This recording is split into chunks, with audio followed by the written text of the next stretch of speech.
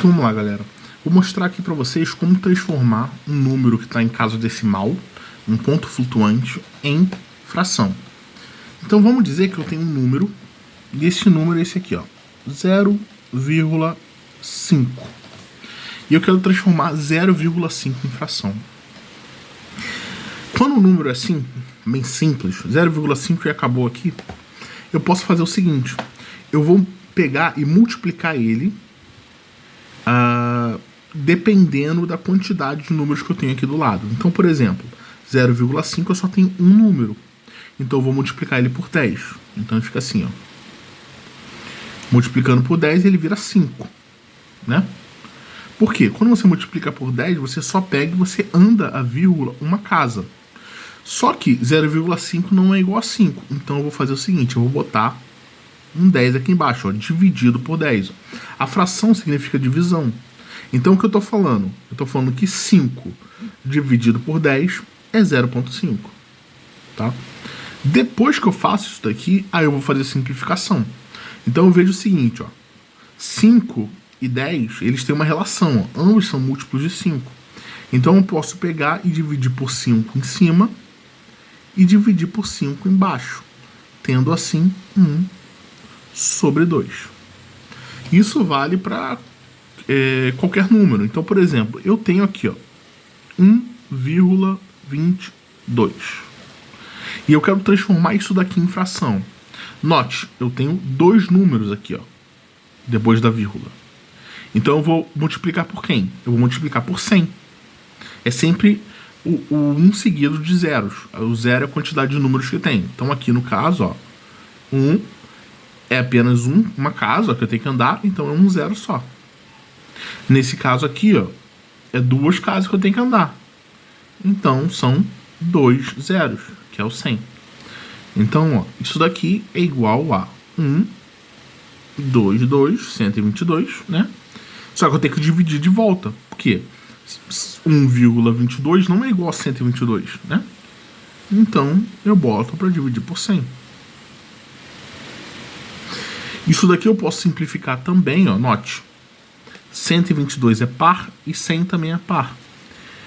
Então eu consigo dividir por 2 em cima e dividir por 2 embaixo, fazendo com que fique 61 dividido por 50. Então 61 dividido por 50, se eu jogar na calculadora, vai dar aproximadamente isso aqui, 1,22, tá? Agora, e se eu tenho dízima periódica? Então vamos dizer que eu tenho o seguinte, eu tenho esse número aqui, ó, 0,6666666 até o fim. Então assim, vai ficar 0,6 direto, né? Como eu vou fazer para transformar em dízima periódica, em fração isso aqui? O que acontece? Esse cara aqui, eu não sei a quantidade de 6 que eu tenho aqui, é infinito a quantidade de 6. Então eu não posso pegar e multiplicar isso aqui por 1000, por 10 mil, por 1 milhão, por 10 bilhões. Eu não sei a quantidade de 6 que tem aqui. Então o que eu vou fazer? Primeira coisa que eu vou fazer, eu vou chamar isso daqui de x. Ó, chamei de x, tá? Agora eu vou multiplicar esse cara pela quantidade de números que estão se repetindo, ó. Quantos são os números que estão se repetindo aqui? É o 6, é só o 6, né? O 6 ele se repete um monte de vezes. Então é 10. Então, ó, vou pegar aqui, ó, e multiplicar por 10. Ó. Então 10x é só dar vírgula uma casa. Então, vírgula 6,666, continuando. Ainda é uma dízima periódica. Mas olha o que acontece. Se eu pegar o 10x, que é esse valor aqui, e eu diminuir, subtrair por x, que é esse cara aqui, ó, eu anulo, ó. Eu meio que corto aqui, ó. Então, ó. Então, se eu pegar e subtrair, vai ficar, ó, 10 menos x dá 9x. Igual a... Aqui vai cortar, ó, vai anular aqui com aqui. E vai ficar 6. Sendo assim, o x é igual a 6 dividido por 9. Aqui Aqui é a mesma coisa, eu posso simplificar, ó. Tanto 6 quanto 9 eu consigo dividir por 3. Então eu vou dividir por 3 em cima e eu vou dividir por 3 embaixo também. 6 dividido por 3 dá 2. 9 dividido por 3 dá 3. Sendo assim, 2/3 equivale a isso daqui. E se eu tenho uma dízima periódica que não é apenas um número repetindo? Então imagina que eu tenho essa dízima periódica aqui, ó.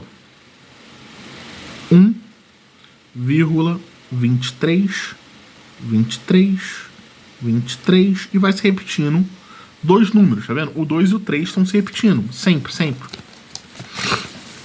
Então o que eu posso fazer aqui? Mesma coisa, ó. Eu vou chamar esse cara aqui, ó, de x. Só que o que acontece? Eu não vou achar o 10x. Por quê? Porque o 10x seria 12,323232 e eu continuaria com uma dízima periódica. Então eu vou achar, ó, como eu estou repetindo dois números, eu vou multiplicar por 100. Quantidade de zeros, ó, 2 zeros. Então, ó, o 100x equivale a a vírgula anda duas casas, ó, 2, 3, vírgula, 23, 23, 23 e periódico, tá? E depois eu vou subtrair por x. Quem é o x? É 1,23, 23, 23 e assim por diante, ó. Então aqui, ó, 100 menos x, 99x. Aqui, ó, vai se anular esse com esse, que eu vou pegar esse aqui e subtrair por esse aqui, a mesma coisa, se anula. 123 menos 1 dá 122. Sendo assim, x é igual a 122 dividido por 99. Então isso daqui é a representação dessa dízima periódica aqui, dessa aqui, que é o x, tá? Então com isso daqui você consegue calcular qualquer dízima periódica, qualquer número pelo menos racional, que são os números que podem ser escritos em forma de fração, utilizando essa técnica, né? É claro que números que você não tem, que não são racionais, você não vai ter como. Por exemplo, o π. O π você não sabe qual é o número que está em tal casa, em qualquer casa, entende? Você não tem uma repetição. Então, como você não tem seguidas repetições, você não pode pegar e fazer isso. Não tem como fazer isso dessa forma. Por isso até que você utiliza, né, uma letra para poder representar ele, né? Usa um símbolo para poder representar o π. Mas esses tipos de números que eles repetem, que eles têm um padrão, todos eles vocês podem escrever em forma de fração.